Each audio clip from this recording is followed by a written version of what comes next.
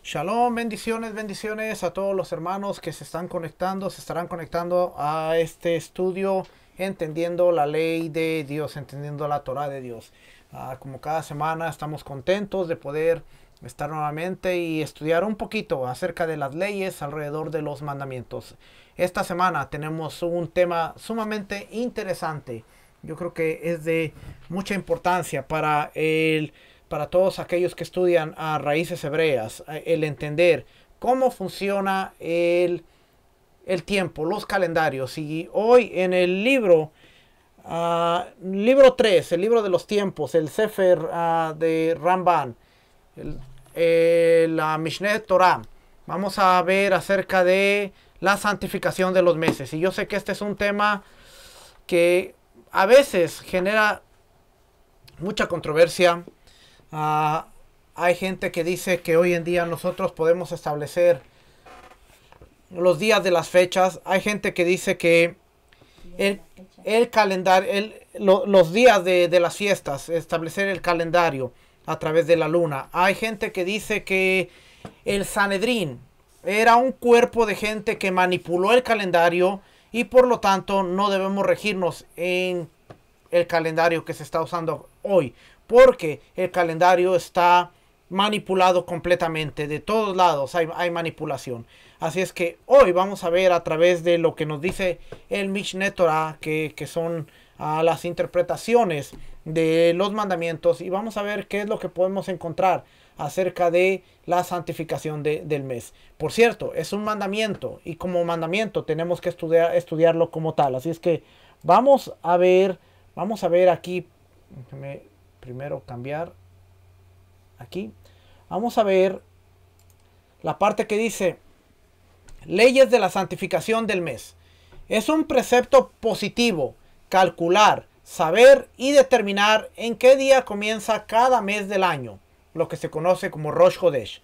La explicación de este precepto se halla en los capítulos a continuación, que por cierto son, si no me equivoco, y aquí vamos a ir un poquito en detalle. Quizás esta es una de las clases que no la vamos a terminar hoy. Eso es seguro. Porque esta leyes de santificación del mes tiene 19 capítulos. Y yo estaba viendo, ahorita que le ponga el libro, yo estaba viendo cómo resaltar lo más importante. Y entre más leía decía yo, cada una de las cosas en el capítulo es importante y usted va a ver casi todo de amarillo. ¿Por qué? Porque yo quería tomar las partes más importantes, pero leí los capítulos una y otra vez. Pero entre más los leía yo decía, bueno, esto es importante y tenemos que estudiarlo con detenimiento para ver cómo funciona el Rosh Hodesh, cómo funcionaba la santificación del mes, a quién se le dio y todas estas cosas que son bien interesantes. Así que vamos a ver, dice aquí: los meses del año son meses lunares, como expone el holocausto del mes, cuando se renueva la luna, Números 28:14, y también nos dice o expone: este mes será para ustedes el primero de los meses, Éxodo 12:2. Y así dijeron los sabios en el tratado Talmud Rosh Hashanah 24a. Hashem le mostró a Moshe en la visión de la profecía una imagen de la luna y le dijo: cuando veas una luna como esta, santifica el mes. Antes de continuar, vamos a ver aquí que dice, es un precepto positivo. Y nosotros hemos estado estudiando este libro de Tariag Mitzvot, hemos estado estudiando este libro, así es que aquí encontramos los 613 mandamientos con su explicación. Y ya que vemos que dice que es un precepto positivo, ¿dónde lo encontramos? Bueno, Este precepto positivo lo encontramos en una de las primeras porciones de estudio, que es en el libro de Éxodo.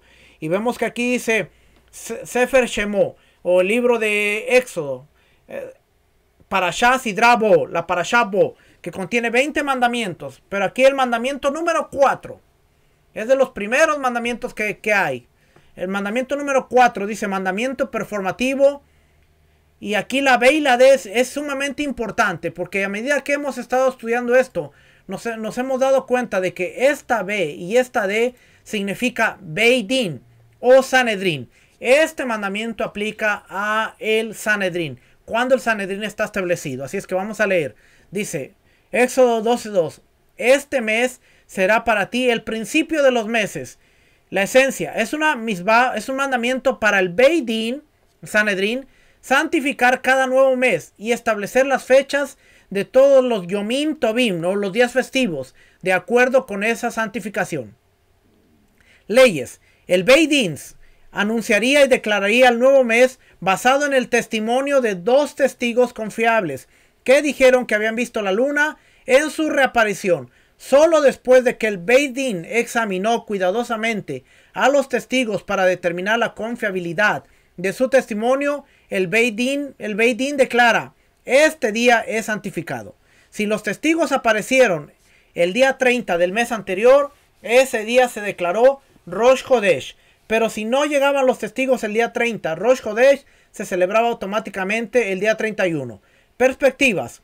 Oiga bien esto. Perspectivas. Solo un Beidín, que consiste en rabinos debidamente ordenados, autorizados, con autoridad para juzgar en Eretz Israel, tenían el poder de santificar la luna nueva. Por lo tanto, cuando Hillel Hanasí II, quien fue uno de los últimos sabios en ser conferido con ordenación o semijá, en la imposición de manos, este término semijá es imposición de manos, se dio cuenta de que la existencia misma del Sanedrín estaba en grave peligro debido a las severas persecuciones a las que los gobiernos gentiles sometían a los judíos. Abolió la santificación de la luna nueva basándose en testigos presenciales y adoptó en su lugar un calendario predeterminado a través del cálculo que delineó todos los futuros Rosh Hodoshim o nuevos meses hasta la llegada del Mashiach. Oiga bien, ¿hasta cuándo están santificados? El calendario está santificado hasta la llegada del Mashiach. Dado que Hillel Hanasí y su Beidín fueron rabinos ordenados, tenían el poder de santificar todos los meses nuevos futuros, a pesar de que fue a través de solamente el cálculo. En esta misbah se incluye la obligación del Beidín de intercalar los años, el año bisiesto, agregar un mes adicional en ciertos años. La necesidad de años bisiestos es imperativa debido a la discrepancia en el número de días entre un año solar y un año lunar. El año solar consta de 365 días, 5 horas y 5 minutos, a diferencia de un año lunar que consta de 354 días, 8 horas, 48 minutos y 40 segundos. La duración de un mes lunar es de 29 días, 12 horas, 44 minutos y 3.3 segundos. Por lo tanto, el año lunar es más corto que el año solar en aproximadamente 11 días. Dado que el calendario judío se basa en el año lunar y como se nos ordenó observar el Yom Tov de Pesach durante el año o la temporada de primavera, era imperativo agregar un mes en algunos años para que Pesach siempre cayera en la temporada de primavera y nunca en el otoño. Los sabios, para evitar esta discrepancia entre los años solar y lunar, instituyeron un calendario predeterminado por el cual cada tercer, sexto, octavo, undécimo, 14º, 17º y 19º año de cada ciclo de 19 años serían bisiestos. Y aquí viene la referencia a Rosh Hashanah y el tratado Rosh Hashanah 18, 20, 22 y el tratado Berajot 63. Déjenme traer una cosita aquí.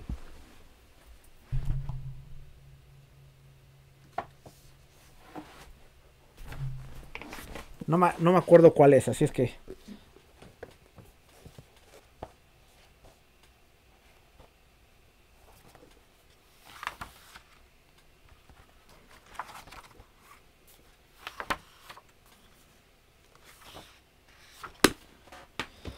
So, es esta parte de aquí.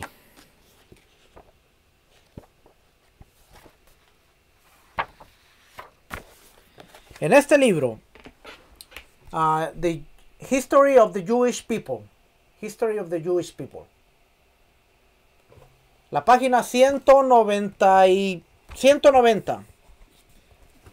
viene una parte, no sé si la pueda ver ahí, dice Hillel II provides for the generations. Hillel II provee para las generaciones. Y aquí es la pieza de historia. Este libro, de hecho este libro trata desde Yavne hasta Pumbedisa, que es la historia del Sanedrín y el pueblo judío. Aquí es donde cómo se estableció el calendario que actualmente estamos usando. ¿Por qué se estableció? La parte que le leí de Hillel. Bien importante este libro. De hecho son dos. Este libro es la historia of the Jewish people, the second temple era, la época del segundo templo, y luego va acompañado con cuando se destruye el templo y van a Yavne, sale el Sanedrín a Yavne. Este es el complemento. Así es que estos dos libros son importantes porque ahí está la evidencia de lo que le acabo de explicar. Así es que ese es el mandamiento tal como lo encontramos en el Tariag Mitzvot. Vamos a ver con detalle cómo la Mishnah Torah nos va a dar pautas de todo lo que acabamos de leer ahí de una manera general, cómo nos está hablando. También está este libro. Este libro, la enciclopedia de los mandamientos, que está en español. Y aquí viene el mandamiento 4. De hecho, el mandamiento 4 es todo hasta aquí. Toda esta parte de información de aquí, todas estas hojas de aquí que está viendo aquí son es lo que habla de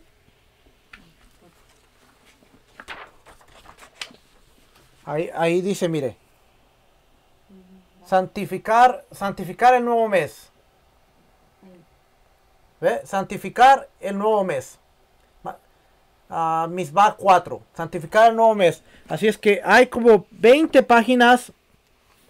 Aquí está empieza aquí en la página 186 y termina hasta la página 225. Así es que hay más de 40 páginas que están hablando de ese simple mandamiento.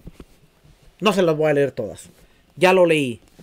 Ya hice mi asignación. Así es que solamente vamos a estar hablando un poquito para que veamos todo esto. Porque a veces cuando yo veo videos y que usan el Talmud y que usan la Mishnah y que usan esto para decir la manipulación del Sanedrín y cómo manipuló el Sanedrín y ese calendario, y yo digo, Dios mío, esta gente está viendo los recursos, pero los está tomando solamente para probar un punto que está erróneo. Cuando la gente dice, no, pero es que el calendario y que está mal y que nosotros debemos regirnos por la luna, y cuando la luna se ve, vamos a estudiar mejor. ¿Le parece? ¿Le parece que si hacemos nuestro trabajo, nos dedicamos a estudiar qué es lo que mejor hacemos, y al final usted va a decir, ahora entiendo mejor el mandamiento? Así es que empezamos por aquí. Esta parte ya se lo leí. Entonces dice aquí, santificar el mes significa decretar. Por eso nosotros no decretamos, porque solamente el Sanedrín podía decretar. Decretar el comienzo del mes.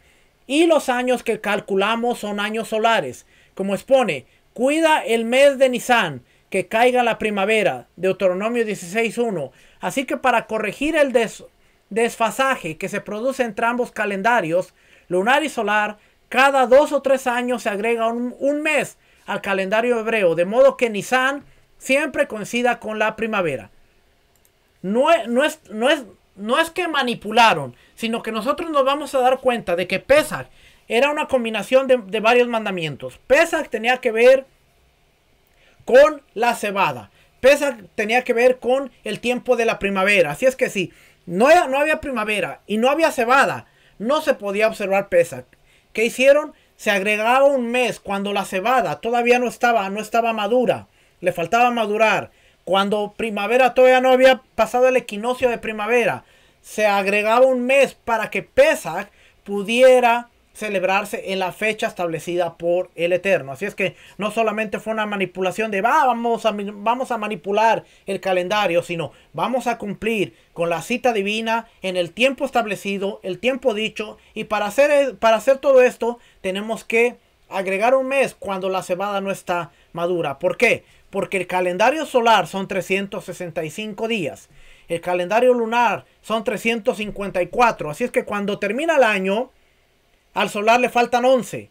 Y cuando termina el segundo año, ya se acumularon 22. Y cuando termina el tercer año, ya se acumularon 33. O sea, se acumuló casi lo de un mes. Y eso es lo que se agregaba. Porque si no, primavera iba a venir terminando en otoño. Y Sukkot iba a venir terminando en primavera. Y iba a haber un desfase. Lo vemos. Cuando nosotros estudiamos la historia, aún del calendario gregoriano, el calendario juliano, nos vamos a dar cuenta de que cuando la iglesia cristiana se separa de lo que eran las raíces judías, y ellos dicen, nosotros ya no vamos a depender de los judíos para que nos digan cuándo se debe celebrar Pesach, sino que nosotros vamos a celebrar Pesach.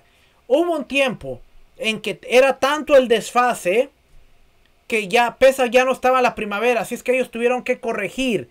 Y cuando nosotros vamos del calendario juliano al calendario gregoriano, usted se va a dar cuenta de hecho que hay en un cierto año que faltan 15 días del calendario, que de una fecha brincaron a la siguiente.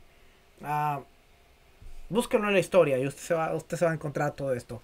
La iglesia católica tuvo que encontrarse con que había un desfase y tenían que ver.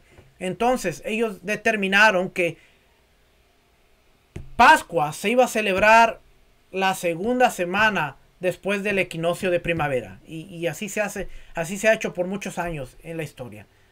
¿Cuándo se celebra Pascua? Después del equinoccio de primavera, la segunda semana. A veces en marzo, a veces en abril, pero siempre está por ahí. Así es que,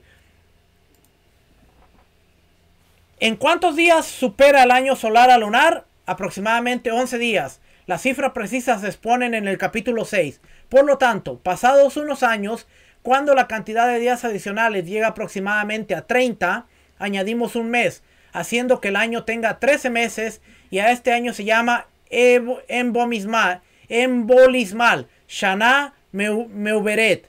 Pues no es posible tener un año con 12 meses y un número adicional de días, como expone, de los meses del año, Éxodo 12:2, es decir, cuenta meses para un año, pero no días.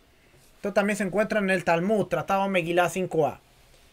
La luna se oculta todos los meses y no se ve por más o menos 2 días, aproximadamente un día antes de la conjunción con el sol al final del mes y aproximadamente un día después de la conjunción, hoy no puedo leer, con el sol. Se verá en el oeste por la tarde. En la noche que la luna sea avistada en el oeste, después de haberse ocultado, será el comienzo del mes, y se cuentan 29 días a partir de ese día. Si la luna se viera en la noche del 30, el día 30 será Rosh Hodesh. De lo contrario, Rosh Hodesh será el día 31, y el día 30 corresponderá al mes anterior, y no hay necesidad de ver la luna en la noche del 30 y 31. Por tanto, si se ve o no, se decretará Rosh Hodesh el 31, porque no hay meses lunares que tengan más de 30 días. 5. El establecimiento de Rosh Hodesh basado en el avistamiento de la luna. Ponga atención a lo que dice aquí. El establecimiento del Rosh Hodesh basado en el avistamiento de la luna no es algo conferido a toda persona, como sí lo es con respecto a los Shabbatot del año, en cuyo caso todos pueden contar 6 días y hacer Shabbat, el séptimo. Más bien, se le ha conferido al Tribunal Supremo, que santificará y establecerá ese día como Rosh Hodesh, al Tribunal Supremo. Como expone, este mes será para ustedes, Éxodo 12:2, es decir, este testimonio se le confiará a ustedes, o sea, al tribunal. En este versículo, Hashem le habla a Moshe y Aarón, Talmud Rosh Hashanah 22a. El Tribunal Supremo Rabínico calcula de esta manera, de una manera semejante. Esto se encuentra en el capítulo 17. Semejante a los cálculos de los astrónomos que conocen la ubicación de las estrellas y sus órbitas. E investiga. Oiga lo que hacía el tribunal. Hacía un cálculo como a los astrónomos que conocían la ubicación de las estrellas y sus órbitas. E investiga. Y es detallista con los cálculos. No era gente que sabía la posición de las estrellas y los planetas. No eran astrólogos, eran astrónomos. ¿Ok? Para ver si es o no posible que la luna sea avistada a tiempo. Es decir, en la noche del día 30. Si concluyeron que era posible que sea avistada, se sentaban para señalar que el tribunal estaba preparado para recibir e interrogar a los testigos para santificar el mes. Y esperaban a los testigos durante todo el día 30. Si vinieron los testigos y los examinaron conforme a la ley y verificaron la veracidad de sus declaraciones, los santificaban. Si no fue vista, pero se ocultó tras las nubes o por otra razón, como explica Ramban en el capítulo 18, y no vinieron testigos, completan el día 30 y el mes será lleno. Si de acuerdo con sus cálculos sabían que era imposible que la luna fuera avistada, no se sentaban el día 30 ni esperaban a los testigos. Y si vinieron testigos, sabían en forma segura que eran testigos falsos o que vieron una forma parecida a la luna, formada por las nubes. Como cuenta el Talmud en Rosh Hashanah 25a, que cierta vez se aglomeraron las nubes y tenían forma de luna y no era una luna real.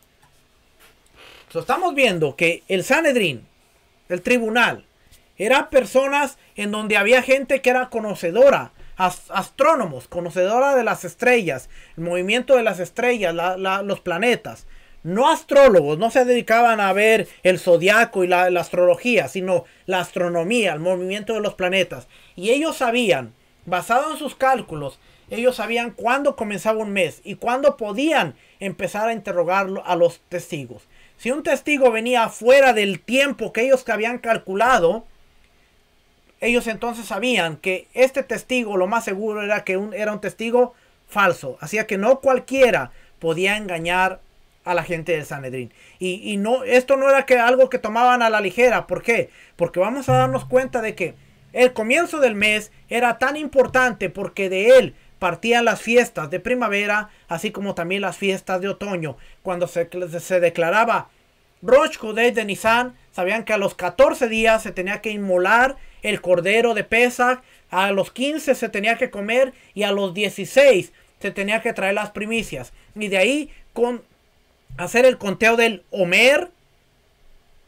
porque Shavuot no estaba establecido o nunca se estableció en una fecha específica.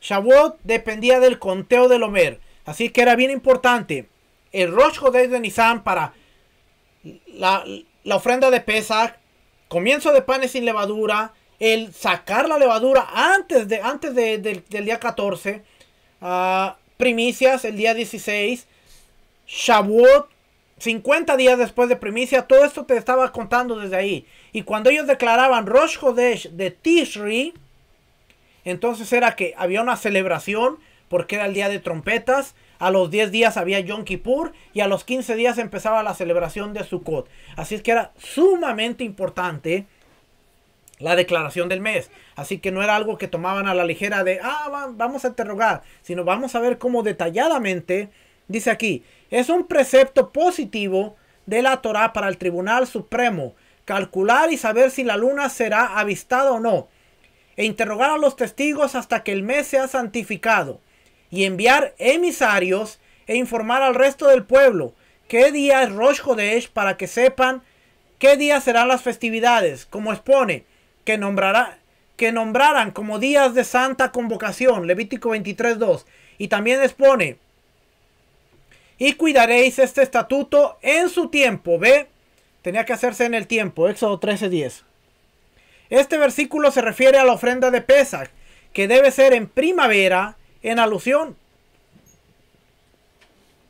a la obligación de agregar un 13º mes cuando corresponda, a fin de compensar la diferencia de los casi 11 días entre el año solar y lunar. No se hacen los cálculos ni se establecen los comienzos de los meses y los años embolismales, sino solamente en la tierra de Israel. Lo voy a volver a leer. No se hacen cálculos ni se establecen los comienzos de los meses Rosh Hodesh ni los años bisiestos o embolismales, sino solamente en la tierra de Israel. Como dice, ¿por qué solamente la tierra de Israel?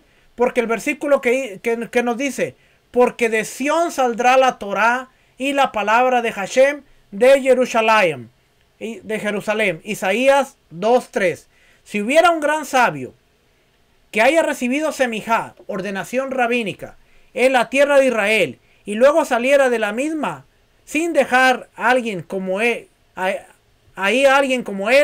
él debería hacer los cálculos, establecer los meses y hacer los años embolismales fuera de la tierra.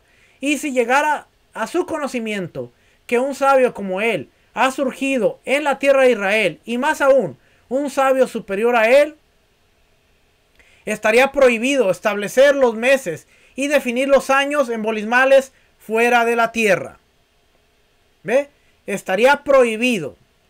Si transgredió y estableció un decreto y decretó un año embolismal, lo que hizo se considera nulo. No existe. Vamos a darnos cuenta ahorita. Capítulo 2. Testigos y testimonios sobre el avistamiento de la luna. Solamente pueden dar testimonio de la luna 2 hombres adultos que estén aptos para atestiguar en todos los asuntos, pero las mujeres y los esclavos cananeos son como los demás testigos inhabilitados y no son aptos para atestiguar. Un padre y su hijo que vieron la luna deben ir al Tribunal Supremo para atestiguar al respecto, a pesar de que la ley es que no se acepta un testimonio cuando viene de 2 parientes. La razón de esto es porque el testimonio de la luna nueva puede hacerse entre familiares, sino más bien por si uno de ellos resulta inhabilitado por ser ladrón o por otras razones, el otro se unirá con otra persona y darán testimonio. Toda persona inhabilitada para atestiguar por decreto rabínico, a pesar de que está habilitado a hacerlo de acuerdo a la ley de la Torá, está inhabilitado para el testimonio de la luna nueva. No cualquier persona podía dar testimonio. ¿Ok? Vamos a ver. Vamos a brincarnos hasta el 4. El Tribunal Supremo calculaba cómo hacen los astrónomos y sabía cuándo se avistará la luna cada mes. Si estará al norte del sol o al sur, si será ancha, o es decir, lo visible desde la tierra, o estrecha, y la dirección en la que se inclinarán sus puntas. Esto está en el capítulo 16 y capítulo 19 de este mismo.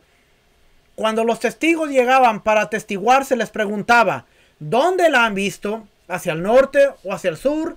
¿En qué dirección se inclinaban sus puntas? ¿A qué altura y con qué ancho se le apareció a usted? Si sus respuestas eran acordes a lo calculado previamente, se les aceptaba. Si sus respuestas no eran acordes, no se los aceptaba. ¿Qué quiere decir?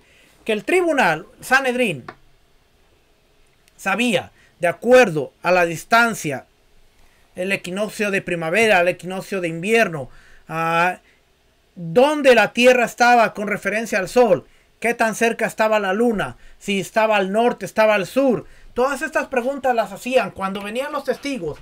Ellos tenían que asegurarse de saber si la Luna la habían visto en el norte, en el sur, dónde estaban las puntas. O sea que era algo exhaustivo, no era de que, vengo a declarar que vi la Luna. ¿Cuándo? ¿Ayer? ¿Dónde la viste? Por allá. No, era algo bien detallado, y el Sanedrín tenía la obligación de cada mes prepararse antes de llegar al día 30, y ellos ya sabían las fases de la luna y sabían cuándo iba a llegar a esconderse la luna, cuál era la posición, dónde iba a estar, cómo iba a estar, para cuando vinieran los testigos pudieran hacer las preguntas correctas. Bien interesante, ¿verdad? Porque a veces decimos, no, el Sanedrín manipuló. No sabemos nada todavía. Si dijeron los testigos, la vimos en el agua, es decir, su reflejo, o detrás de las nubes, o reflejada en una lámpara de vidrio, o que vieron una parte en el cielo y otra parte detrás de las nubes, o reflejada en el agua, o en una lámpara de vidrio, no se considera avistamiento, y no se puede santificar el mes en base a este avistamiento. Si uno de los testigos dice, la vi, y me pareció que estaba a 2 medias de altura, y otro dice 3 medias de altura, sus testimonios se unifican y se santifica el mes en base a su testimonio, ya que a falta de elementos de medición, la diferencia entre sus estimaciones no es importante. Si uno dice estaba como a 3 medidas de altura y otro dice como 5 medidas de altura, sus testimonios no pueden unificarse. No obstante, el testimonio de uno de ellos puede unificarse con el de otro testigo que atestigue igual que él, o que haya en sus respectivas declaraciones una diferencia de una medida de altura. O sea, tenían que ser congruentes, porque aunque no era exacto, tampoco tenía que haber una gran diferencia. Yo la vi a 3 medidas de altura, no, yo la vi a 6. Bueno, alguno de los dos está mal, porque alguno está exagerando o algo pasa, y tenían que llamar a otro testigo y tenían que seguir interrogando gente hasta poder encontrar una evidencia clara de que se había visto la luna. Esta 6. Si los testigos dijeron la vimos sin prestar atención, y cuando centramos nuestra atención con la intención de verla para atestiguar no la hemos visto, no se considera testimonio y no se puede santificar en base a esto, pues tal vez las nubes se aglomeraron y se vieron como una luna y luego se dispersaron. Si los testigos dicen la vimos en el día 29 por la mañana en el este, antes de la salida del sol, y por la noche la vimos en el oeste en la noche 30, se cree su testimonio y se puede santificar sobre este avistamiento. 7. ¿Cómo se recibe el testimonio de la luna nueva? Todo el que está en condiciones de atestiguar que vio la luna va al Tribunal Supremo, y el tribunal reúne a todos los testigos que se presentaban en un mismo lugar, preparándoles grandes banquetes para que las personas se acostumbren a ir. La pareja de testigos llegada en primer lugar es examinada primero, de acuerdo con las averiguaciones que leímos en el inciso 4. Hacen pasar al mayor de los testigos y se le interroga. Su testimonio es acorde a los cálculos que el tribunal había hecho previamente. Si su testimonio es acorde a los cálculos que el tribunal había hecho previamente, se hacen pasar a su compañero. Si sus declaraciones son compatibles, su testimonio es válido y se santificaba el mes en base a ellos. La santificación se hace luego de interrogar a todos los testigos. Al resto de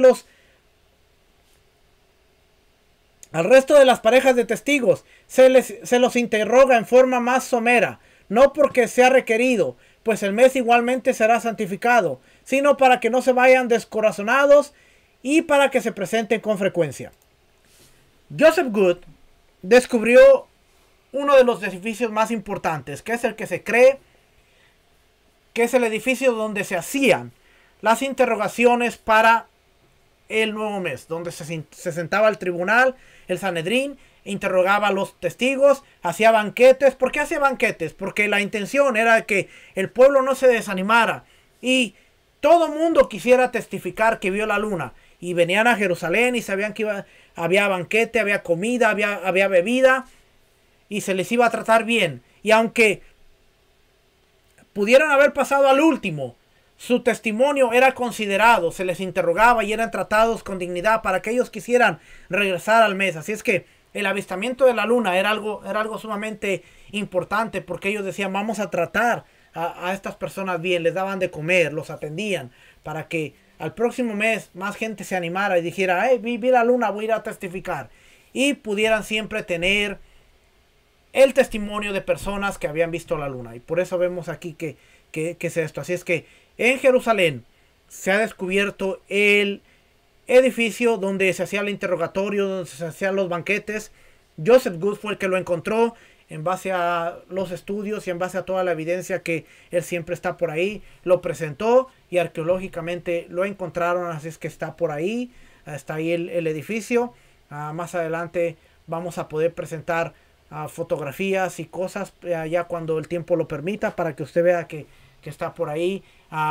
Es una de las cosas que quizá más adelante se le esté añadiendo a la aplicación de que hizo Joseph Good y Rico Cortés. También ahí va a haber más actualizaciones a la aplicación y todo este trabajo que ellos están haciendo constantemente va a estar ahí para que lo podamos ver, pero para que vea la importancia, porque ahora se puede validar que había un edificio, se puede validar que había un lugar donde se hacían banquetes, donde se interrogaba, y ahora lo que vemos en la Mishnah, que mucha gente cree que eso es rabínico y que eso es de esto.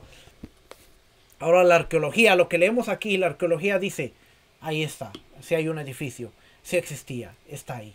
Y eso es lo importante, que cuando empezamos a ver estas cosas y vemos que son validadas, la evidencia establece la verdad. Así es que dice,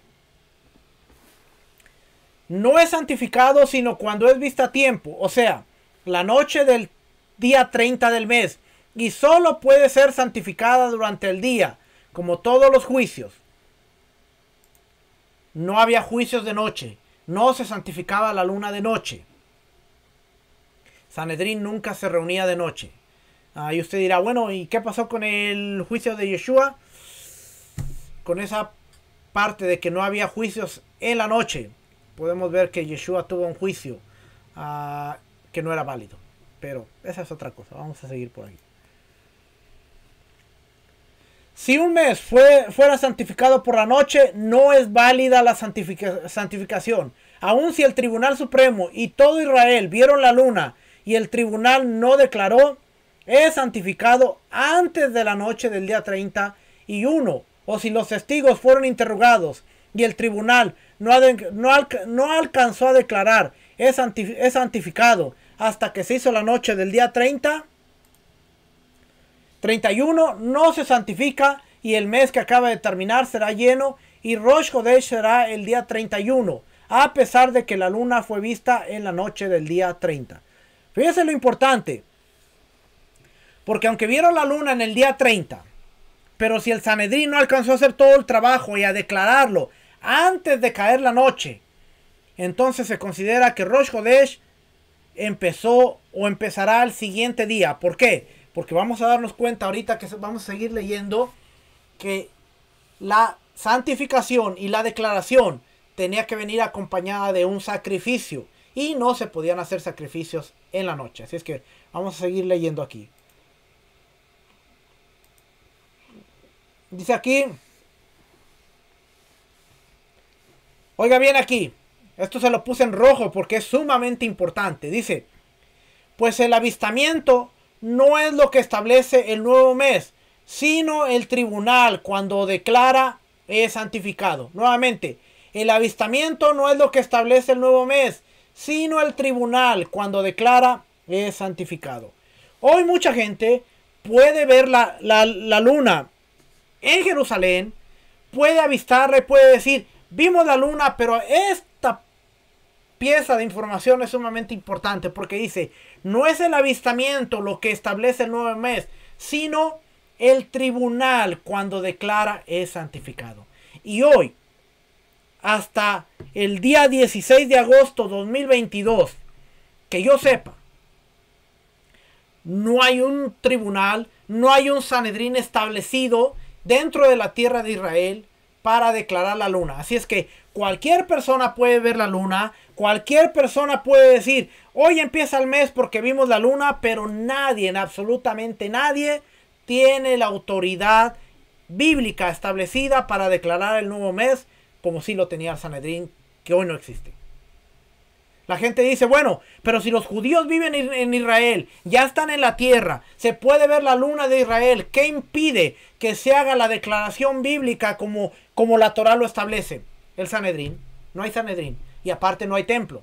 para poder traer el sacrificio del nuevo mes. Así es que todas estas personas que dicen, nosotros podemos declarar el nuevo mes, se están olvidando de una piececita sumamente importante. La jurisdicción y la jurisprudencia de la Torá, que no se nos concedió a nosotros, sino al tribunal, al Sanedrín. Ellos eran los que declaraban el nuevo mes. Y no hay Sanedrín, y no hay altar. Así es que no podemos declarar.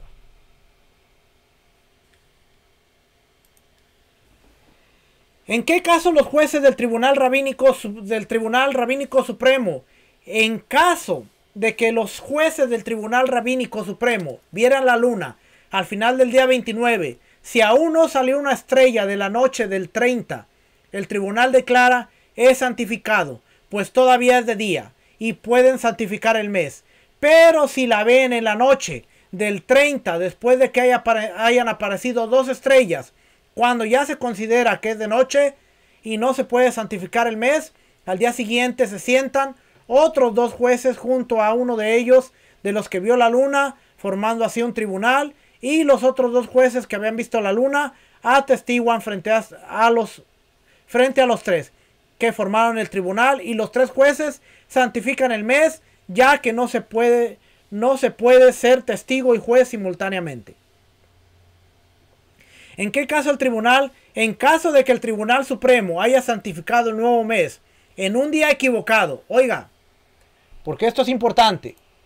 Porque sabemos que el calendario que estamos llevando es a través de cálculos. Y Rosh Hodesh puede caer un día antes o un día después, porque fue basado en cálculos. No es perfecto. No está a la perfección. Pero en caso de que hayan hecho, fíjense lo que dice aquí. En caso que los jueces del Tribunal Rabínico Supremo el 10.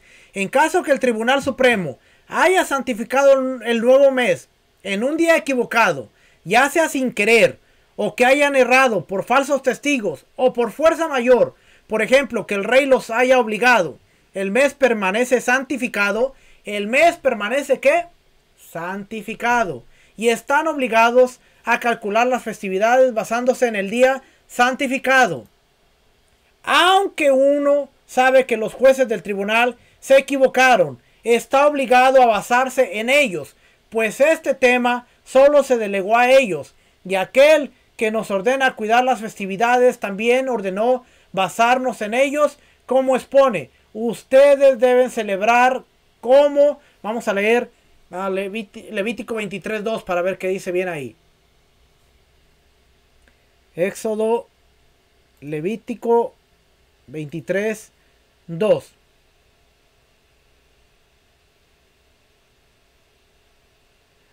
Habló Adonai a Moisés diciendo: habla a los hijos de Israel y diles: las fiestas solemnes de Adonai, las cuales proclamaréis como santas convocatorias, serán estas, las cuales proclamaréis. Levítico 23:2. ¿Ok? Es que dice, ustedes deben celebrar. ¿Vio cómo dice? Aunque el tribunal rabínico se haya equivocado por el falso testimonio de testigos, porque un rey los obligó, o por cualquier otra cuestión, la santificación que ellos hicieron, aunque se sabe que está mal, se sigue obedeciendo. Los cálculos en las fiestas, basado en esa santificación, siguen de pie. El calendario que seguimos, que está basado en la última declaración del Sanedrín, no se puede cambiar, mi gente. No se puede cambiar. No podemos empezar a decir, no, pero el libro de Yaser, el libro de Enoch, no, pero que aquí, no, pero que allá. No se puede cambiar. Si nosotros entendemos la autoridad, la jurisdicción y la jurisprudencia bíblica, no podemos meternos con el calendario. Punto. No podemos meternos. Así Yeshua sea nuestro Mesías, así cualquier excusa que usted tenga, no podemos meternos con el calendario. Está establecido, fue declarado por el último Sanedrín, Hillel Hanasí II, lo hizo a raíz de un cálculo, que sí, a veces el mes empieza en el calendario y la luna se ve al siguiente día. Los mismos judíos dicen, sabemos que está mal, no es perfecto, pero nadie tiene la autoridad para cambiarla hasta que se establezca el próximo tribunal, el próximo Sanedrín. Una vez que se establezca el Sanedrín oficialmente en Israel, entonces el calendario que tenemos dejará de existir y volveremos nuevamente al calendario basado en los testigos. Así de simple. Otras consideraciones respecto de recibir el testimonio. Con respecto a testigos que vieron la luna nueva, si hay una distancia de una noche y un día o menos de viaje entre ellos y el tribunal rabínico, deben ir a testiguar. Si hay entre ellos una distancia mayor, no deben viajar, pues el testimonio después del día 30 no tendrá consecuencia, puesto que el mes ya se habrá declarado lleno. Si ellos decían, me voy a tardar 3 días, pero ya es el día 29, voy a llegar cuando ya pasó el día 30. No vayas, porque haya testigos o no haya testigos para el día 30. Si no llegaron testigos el día 31, se va a declarar Rosh Chodesh el día 31 automáticamente. Así es que por eso se les decía, si es más de 2-3 días, no vayas, porque el testimonio, el mes ya comenzó como quiera. Si un par de testigos vieron la luna nueva, deberán ir al Tribunal Supremo para atestiguar, incluso en Shabbat, como expone, que deberán celebrar en su momento específico. Levítico 23:4. Y siempre que está dicho en su momento, es un moed en hebreo. Se dejan de lado las restricciones del Shabbat. Por lo tanto, no puede ser profanado el Shabbat, sino solo por Rosh Chodesh Nisan y Rosh Chodesh Tishri, para fijar las festividades que caen en esos meses. ¿Cuándo corresponde? No se menciona Sivan, mes en que se festeja Shavuot, puesto a que el mismo no depende de la fecha del mes, sino de la cuenta del Omer, es decir, 49 días después de la segunda noche de Pesach. 49 días después de la segunda noche de Pesach. En la época del Gran Templo se profanaba por todos los meses debido a la ofrenda Musaf, adicional de todos los Rosh Chodesh, que relega las restricciones de Shabbat. El sacrificio de las ofrendas asociadas a un tiempo fijo relega las restricciones de Shabbat. ¿Cuándo empieza el conteo del Omer? Dice ahí, la segunda noche de Pesach. Eso quiere decir que el día 14 se sacrifica el cordero. El día 15, cuando se come el cordero, es la primera noche de Pesach. El día 16, al siguiente día, cuando acaba el Shabbat, el Shabbat de panes sin levadura, cuando acaba el Shabbat, empieza el conteo del Omer. No es el 16, no es el domingo, no es que Yeshua resucitó el domingo, es la segunda noche de Pesach. Esto es importante, porque el próximo año, 2023, Pesach no va a caer en viernes. Y el conteo del Omer no va a empezar en domingo, va a empezar en otro día. Así es que en el 2023 vamos a tener un conteo del Omer estilo bingo. ¿Cómo estilo bingo, pastor? 5, 3, 6. Vamos en el día 15, 10, 8. Cada quien va a llevar su propio conteo. Pero claramente dice, el conteo de los Omer empieza la segunda noche de Pesach. ¿Cómo yo sé cuándo empieza, pastor? Bueno, el día 15 comemos el Seder de Pesach. Esa es la primera noche. Es un Shabbat. Acaba ese Shabbat. Tan pronto termine el Shabbat, primer Shabbat de panes sin levadura, empieza la segunda noche de panes sin levadura, la segunda noche de Pesach, y es el primer día del Omer. Y de ahí empezamos. El calendario que usted tiene, el calendario que ha sido establecido, ahí lo trae. Segunda noche de Pesach, primer día del conteo del Omer. No, pero, mire, déjeme decirle. De una vez le voy a decir, ¿dónde está mi teléfono? Déjeme decirle. Voy a ponerle aquí Pesach 2023. Pesach 2023 es la noche del miércoles. Eso quiere decir que nosotros vamos a empezar a contar el Omer el jueves. Jueves. Ya. Jueves va a ser. Miércoles empieza la primera noche. Jueves será el primer día del Omer. La mayoría de la gente no lo va a hacer jueves. Va a celebrar Pesach miércoles. Va a esperar hasta el domingo. Y el domingo va a ser el primer día del Omer. Nosotros vamos a hacer jueves, viernes, sábado, domingo. Cuando nosotros vayamos en el día 4, la mayoría de la gente va a ir en el día 1. Cuando nosotros vayamos en el día 11, la gente va a ir en el 8. Así es que usted va a escuchar 11, 8 y por ahí va a haber otro loco que se va a inventar otra fecha. Y este año no tuvimos problemas porque celebramos Pesach el viernes al caer el sol, Shabbat. Terminó Shabbat y empezó domingo y empezamos conteo del Omer en el domingo. Y todo el mundo empezó el conteo del Omer en el domingo porque Yeshua resucitó el domingo. El conteo del Omer no tiene nada que ver con la resurrección de Yeshua. Son dos cosas totalmente diferentes. Ahora, que en el año que resucitó Yeshua se dio en domingo. Pero Yeshua nunca dijo, ahora háganlo todo el tiempo porque yo resucité en domingo. Así que lo estoy preparando. Porque ya dije. Ya mi esposa me advirtió también. Ya dije. Llegando marzo, abril. Yo no voy a hablar nada de Pesach, de conteo del Omer. Yo no voy a hablar nada. Este año, mire. Voy a tirar la llave. Que nadie sepa dónde está la llave. No voy a hablar nada de Pesach. Nada. Absolutamente nada. Este año 2023 sí me voy a quedar callado. Y más vale que lo cumpla porque ya lo dije en público. Así es que ya me comprometí aún más. Vamos a seguir.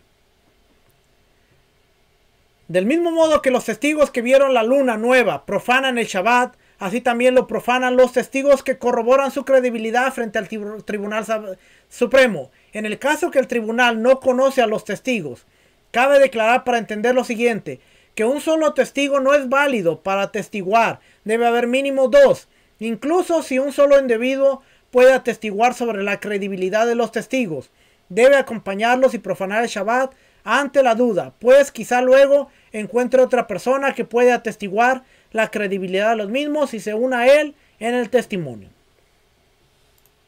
Siempre debía haber 2 testigos. ¿Okay? 5. Vamos a leer esta parte, no la tengo subrayada, pero es interesante. En las primeras generaciones se recibía el testimonio de la luna nueva durante todo el día 30. Una vez sucedió que los testigos se retrasaron y no llegaron hasta la tarde. Y esto creó confusión en el gran templo. Y no se sabía qué hacer. Si ofrecer el holocausto de la tarde, pues tal vez llegaran testigos. Y no se permite sacrificar la ofrenda Musaf adicional del día por Rosh Hodesh después del sacrificio diario de la tarde. Por ello, el Tribunal Supremo instituyó que no recibirían el testimonio de la luna nueva sino hasta el horario de la ofrenda minjá de la tarde, para que haya tiempo en el día para ofrecer las ofrendas musaf, el sacrificio diario de la tarde y las libaciones de vino que acompañan la ofrenda. Si llegó el horario de minjá y no se presentaron testigos, se hace el sacrificio diario de la tarde. Si los testigos se presentaron después de la hora minjá en Rosh Hashanah, ese día debe observarse como una festividad. Y lo mismo al día siguiente. El Musaf, que es la ofrenda adicional para el Rosh Hodesh, se ofrendará al día siguiente, porque el mes no se santifica luego de la hora de Minjá. Después de la destrucción del gran templo, cuando ya no hay ofrendas, Rabbi Yohanan ben Zakkai y su tribunal instituyeron recibir el testimonio de la luna nueva durante todo el día, incluso si vienen los testigos al finalizar el día 30. Antes de la puesta del sol, se recibe su testimonio y se santifica solo el día 30. Pero si se presentan los testigos después de la puesta del sol, no se les recibe porque no habría tiempo de interrogar a los testigos correctamente antes de que caiga la noche.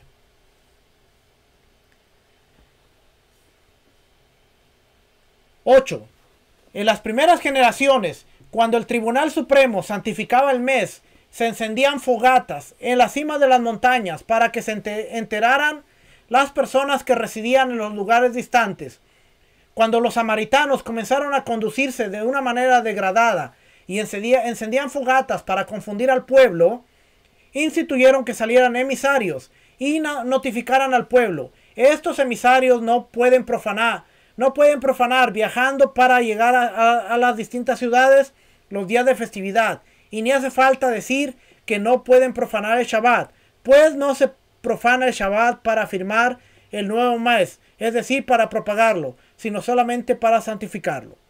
Los emisarios salían a informar el nuevo mes en los siguientes meses: Nisan, debido a Pesach; el mes de Av, debido al ayuno, el 9 de Av; Elul, debido a Rosh Hashanah, para que esperen en el día 30 de Elul, dado que la gente cuidaba el día 30 y 31 por no saber cuándo quedará Rosh Hashanah. Si no sabía cuándo era el primero de Elul, y en consecuencia cuando era el 30, debían cuidar un tercer día ante la misma duda. Y si se enteraron que el Tribunal Supremo santificó el día 30, solo cuidarán ese día como un día sagrado de festividad. Y si no se enteraron, entonces se comportaban el día 30 y el día 31 como si fueran días sagrados de festividad, hasta que llegaron los emisarios de Tishri, debido a las festividades; también en el mes de Kislev, debido a Hanukkah; en el mes de Adar, debido a Purim; y cuando el gran templo estaba de pie, también en el mes de Iyar, debido a Pesach Sheni, el segundo Pesach. Si es que esos eran los meses en los que ellos salían, tenían que ver con las fiestas, tenía que ver con Nisan, la fiesta de Pesach, tenía que ver con Av, para el ayuno del 9 de Av, Elul para contar para Rosh Hashanah, Tishri para las celebraciones de otoño, también Kislev para cuando empezaba Hanukkah, el 25 de Kislev, Adar para la fiesta de Purim, y el mes de Iyar para cuando se hacía Pesach Sheni, que tenían que venir a Jerusalén a sacrificar el cordero de Pesach en el segundo mes. Los emisarios para Nisan y Tishri no salían sino el día de Rosh Chodesh, luego de la salida del sol y luego de haber escuchado de la boca del Tribunal Supremo, el mes es santificado. Si el tribunal lo santificó al final del día 29 y escucharon que el tribunal pronunció es santificado, salían por la noche. Los emisarios de los otros meses podían salir por la noche después de que la luna había sido vista ante el tribunal, aunque el tribunal no hubiese santificado aún el mes, siendo que seguramente el tribunal santificaría el nuevo mes al día siguiente. En cambio, con respecto a los meses de Nisan y Tishri, dado que ellos acaecen las festividades de origen bíblico, la ley que les concierne es más estricta, por lo que deben escuchar expresamente que el mes ha sido santificado por el tribunal. Ahora acuérdese, Nisan, el primero de Nisan, no era un Shabbatón, porque solamente se santificaba el mes. La santificación del mes no es un Shabbat especial, no es un Shabbatón. Únicamente la santificación del mes de Tishri, que es cuando es un Shabbat especial, porque es la fiesta de las trompetas. Así es que en Tishri ellos no podían salir hasta que terminaba el día, porque no podían profanar el Shabbat. A ningún otro mes era Shabbat especial, a menos que la santificación cayera en el día de Shabbat.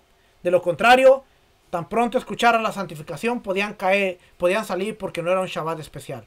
Rosh Chodesh no es un Shabbat especial, a menos de que caiga en sábado, en Shabbat, o el primero de Tishri, que ese sí es el único Rosh Chodesh que es Shabbat especial.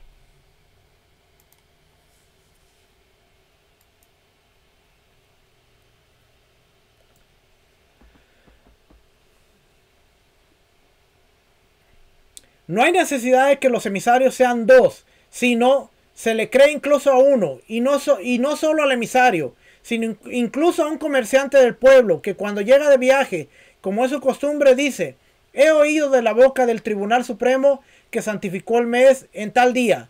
Se le cree, y las festividades se definen acorde a sus palabras, ya que esto es un asunto que será revelado y de público conocimiento, y las personas no mienten en este caso, por lo cual la ley es que se le crea a un solo testigo.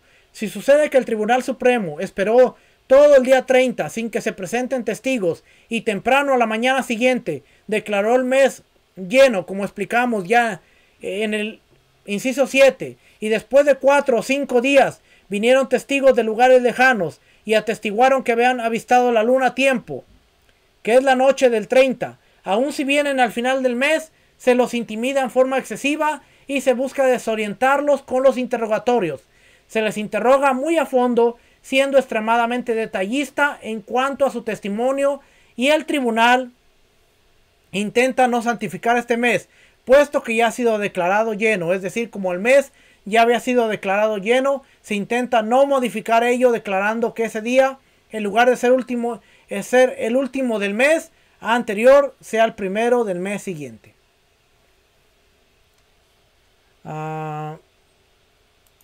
¿Qué más le leo por aquí? Llevamos 1 hora. ¿Qué más le leo por aquí?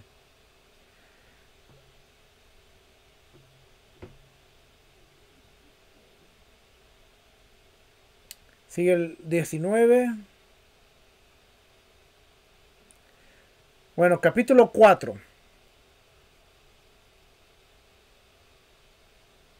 Aquí nos vamos a quedar aquí en el capítulo 4. Aquí vamos a hablar del año bisiesto. Condiciones para establecer un año embolismal bisiesto. Y aquí vamos a ver la primavera. Vamos a hablar de esto en la próxima clase.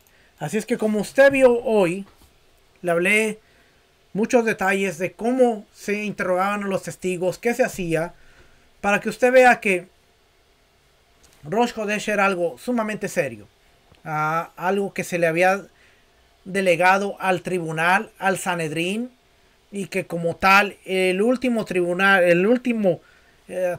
que hubo, Hillel Hanasí. Nuevamente le presento este libro. No es este. Nuevamente le presento este libro, History of the Jewish People, página 192. 192, aquí está. 190, perdón. Hillel dice: para el año 359 de la era común, que es el año 4119.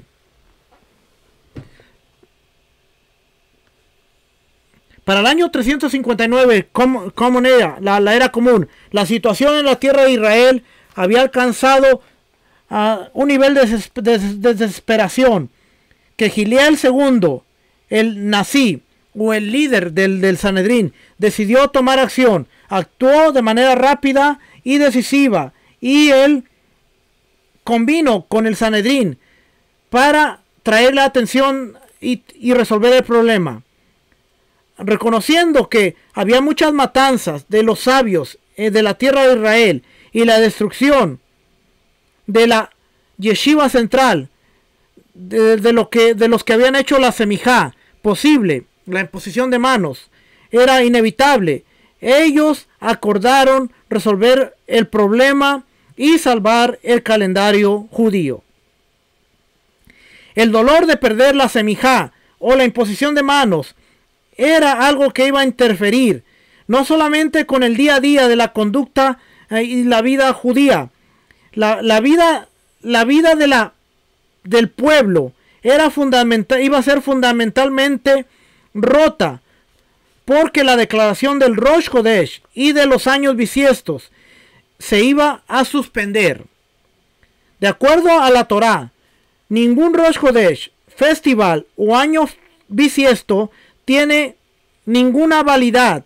No importa qué tan exactas son las calculaciones, a menos de que sea declarado y consagrado por un Beidín que haya recibido semijá.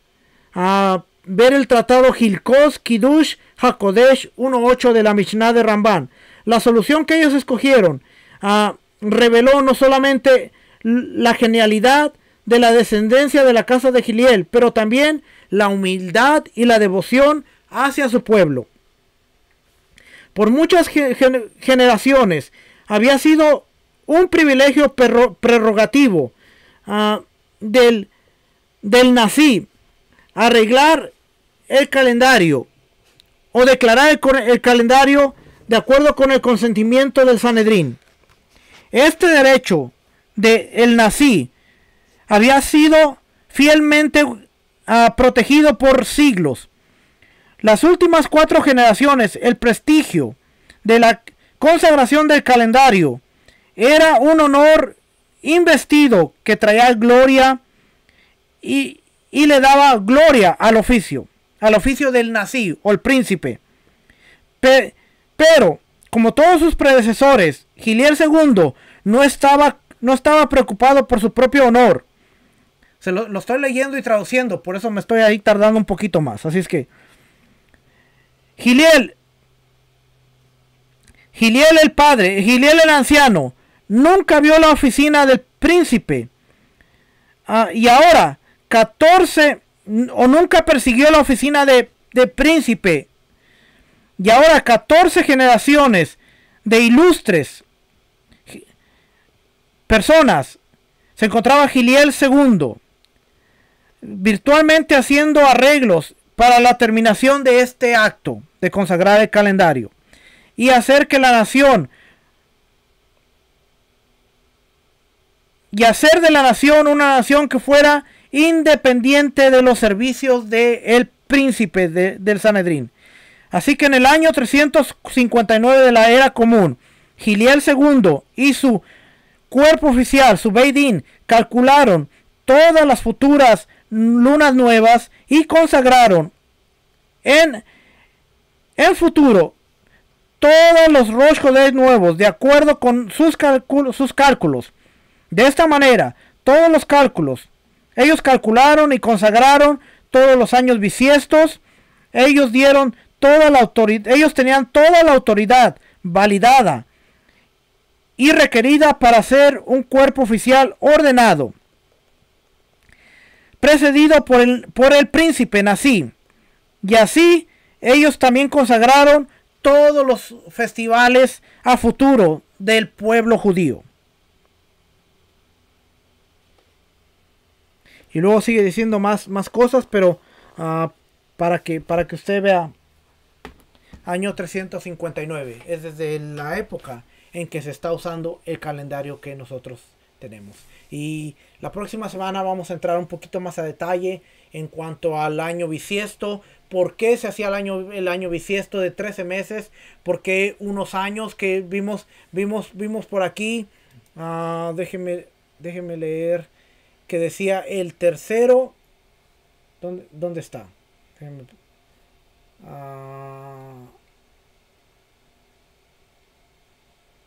El tercero, sexto, octavo,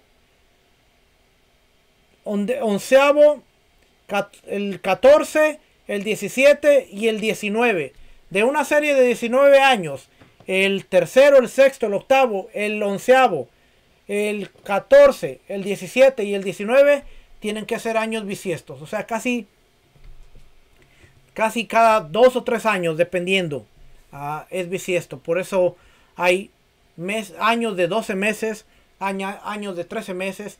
Y hoy, este 2022, el año 5782 que estamos siguiendo, fue un año de 13 meses. Y personas en Israel pudieron validar que cuando empezó a dar primero, a la cebada le faltaba mucho tiempo para madurar y había la necesidad de tener un Adar segundo para que Nisan pudiera observarse en el tiempo. Así es que hoy, aún en la tierra de Israel, pudimos ver que este calendario que seguimos de 13 meses tuvo validación en la tierra de Israel, porque la cebada no estaba madura hasta se empezó a madurar hasta Adar segundo, que era ya cuando iba a empezar Nisan, para que usted vea que no estamos tan mal. Así es que nada, familia, Ahí lo dejo con esa información. Familia, de verdad que la educación elimina la manipulación. Y cada vez que nosotros seguimos estudiando, podemos validar, podemos dejar esa lucha de no, tú estás mal, no, yo estoy bien, no, pero que esos no saben, no, pero que si nosotros sí, no, pero que aquellos. Si nosotros nos concentramos en estudiar, en validar la información, nosotros vamos a ver que de alguna manera muchas cosas de las que estamos haciendo, las estamos haciendo bien y con eso tenemos que estar contentos. ¿Ok? Así es que vamos a seguir la próxima semana con esto y que el Eterno les bendiga, que el Eterno les guarde. Será hasta la próxima semana para seguir aprendiendo y seguir creciendo juntos. Acuérdese, no me crea nada, valídelo todo. Aquí le dejo Mishneh Torah de Ramban, lo puede conseguir History of the Jewish People, puede conseguir Tariag Mitzvot, que está en español. Si usted no lo tiene, lo quiere, mándeme un correo, mándeme un mensaje, yo se lo doy. Yo tengo la copia en español. Está la enciclopedia de Tariag Mitzvot en español. 44 páginas solamente en el mandamiento del mes. Y usted va a decir, ¿y usted las leyó todas? ¿Qué usted cree? Familia, que el Eterno les bendiga, que el Eterno les guarde. Nos vemos la próxima semana. Shalom, bendiciones. Shalom.